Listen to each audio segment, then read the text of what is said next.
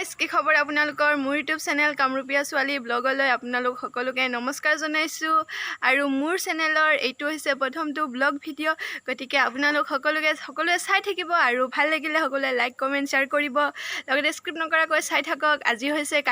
কাতি বিহুৰ আপোনাৰ লগতে আপোনাৰ পৰিয়ালবৰ্গলৈ শুভেচ্ছা জ্ঞাপন কৰিছো তেতিয়াহ'লে বলক ভিডিঅ'টো চাই থাকক উপলক্ষে আমাৰ ঘৰত কিনো কৰিছে বলকচোন চাওগৈ তেতিয়াহ'লে এনেকৈ মায়ে ধুনীয়াকৈ চোতালখন মুচি কিনে থৈ দিছে আৰু ওচৰতে এনেকৈ মাটিৰ এটা ঢাপ বনাই কিনে তুলসীৰ পুলি এটা ৰুই দিছোঁ আৰু ওচৰতে এডাল বাঁহ পুতি কিনে ইয়াতে চাকিখৰ জ্বলাব লাগিব যিহেতুকে ইয়াতে চাকিখৰ জ্বলোৱা হ'ব এনেকৈ বাঁহ এটুকুৰ পুতি কিনে থৈছে পথাৰত চাকি দিবলৈ আমাৰ ঘৰতো দেউতায়ে এনেকৈ তুলসীৰ পুলি এটা ৰুইছে আৰু ওপৰত এনেকৈ লাখুটি এডাল পুতি কলগছৰ টুকুৰা দি থৈছে ওপৰত ধুনীয়াকৈ চাকিখৰ দিব পৰাকৈ এনেকৈ যা যোগাৰ কিছু পৰিমাণে চলি আছে ওচৰে এনেকৈ কাতি বিহুৰ দিনাখন অসমবাসী ৰাইজৰ খেতিয়কসকলে পথাৰত চাকি এগছি জ্বলাই দিয়ে আৰু এই নীতি নিয়ম পৰম্পৰাগতভাৱে আগৰ পৰা চলি আহিছে এনেকৈ খেতিয়কসকলে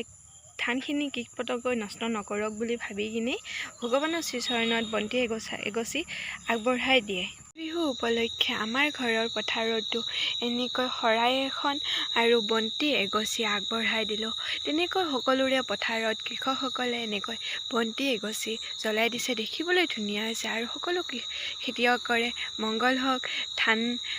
ধানখিনি ভালে কুশলে থাকক সেয়াই কামনা কৰিছোঁ